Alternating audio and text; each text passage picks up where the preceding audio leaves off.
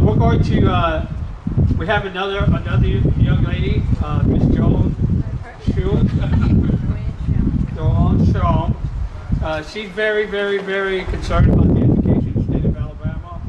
And we want you to hear what she has to say. She's going to tell you what she's going to do to try to make a difference. So I introduce her.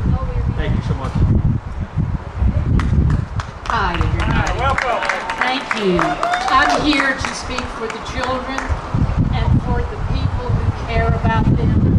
And I am here because we are facing a crisis in Alabama when it comes to education. We can't just sit back and not take a stand anymore. I heard about the Accountability Act. You guys and ladies know that 66 million has been diverted from the Special Education Trust Fund in only the last 2 years. That is money that is going to pay for private education. Can you believe it? Private education being paid for by public funds. And you think, oh gosh, that's a lot of money. Well, it's worse than that.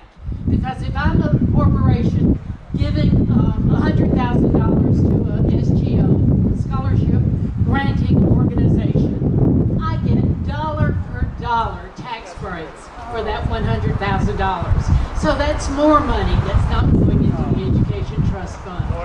And I can tell you all right now, if we do not stop it, if our legislators that are doing this, who have their own agenda, they are going to keep doing it, and it's going to get worse.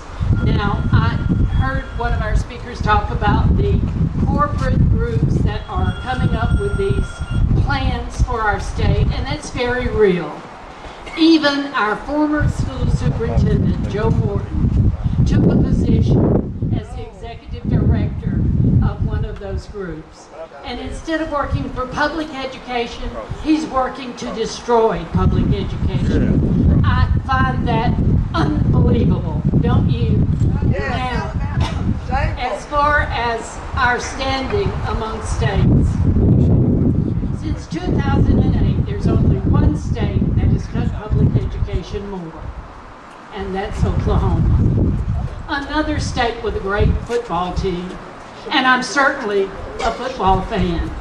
But if I had to choose between football and public education, there would be no contest in my mind. Absolutely public education. So what I am going to say to you is that the time is now.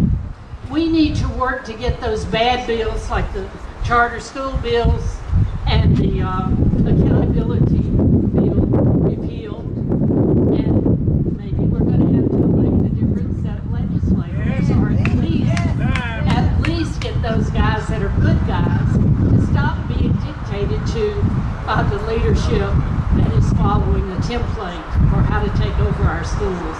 Now, there's one more issue that I want to share with you. Excuse me. Did you know that, it's down for you because I don't want to mess up my numbers, but I find it absolutely appalling, the corporations that pay no taxes into the ETF. 25 of the biggest employers in Alabama pay no income tax into the Education Trust Fund. Lord have mercy. And of the 1,000 firms in Alabama who make more than $25 million on their taxable income, a third of them pay no money into the ETF. Now, guys, think about this. They're not paying any taxes into the ETF, but they're getting bucket loads of money from the ETF because of the tax breaks and the special things that are being enacted for them. Alabama's children deserve more, and let's work to make it happen. Thank you. Thank you so much. We appreciate that. We already understand that there's a big problem. We need to fix it. We want to hear from one more person that will give you a brief of what she's really concerned about. She's an activist. I can't say it, but I hear that she's running for district attorney in her area. I'm telling you, this lady is such a strong person. I've said it all day that we have so many people who are committed to people that are being unjust. okay, and that are not being treated like human beings. So this lady here is committed. She's with the SOS. She's been a supporter of the moral movement. She's very, very, very active in the city of Selma and the state of Alabama. I introduce to you Miss Faya Rose. Thank you. I just amen everything that's been said, and it's worse than I thought. I knew it was bad. My sister was running for the State Board of Education, but I didn't know it was that bad. This is Black History Month, and this is where I want to give my comments. Willie Bolden died this week. You don't know him because there is no real history of our people. This beautiful couple right here, these are history makers, y'all. Right here now. Our children don't know them because we don't teach history. So I'm here to say, until we insist that Black history be placed into our schools, you will not have Black parents raising up against assault on public education because they have been brainwashed by a system to believe they are not worthy, that they have no history beyond Rosa Parks and Martin Luther King. So I'm telling you, please join us with SOS and the National Voting Rights Museum in Selma, and the Enslavement Museum in Selma. One of my mentors, Dr. Sanford, met with McGraw-Hill. She's 90 years old, but she had the wherewithal to meet with McGraw-Hill, one of the largest manufacturers of books, because they published in the books that Black people came here as laborers and migrants and indentured servants. She has demanded a retraction. She will be in Selma on March the 5th and 6th with Tony Browder, Dr. White, Brian Stevenson. We will have 2 days of dynamic workshops, including you, my brother, on all of these issues. The people truly are suffering from a lack of knowledge. Our children are suffering, and it's our fault because the civil rights movement did not go for enough.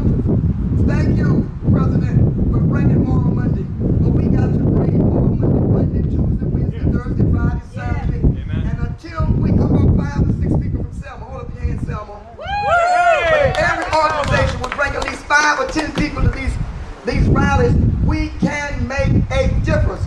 Come to the Jubilee in Selma. Let's support our young people. I'm so proud of Mark from Selma. Let's support these new organizers and stand behind them. But let's demand that our education, that Black history, and the truth about American history be taught in our school system to raise the self-esteem of our children.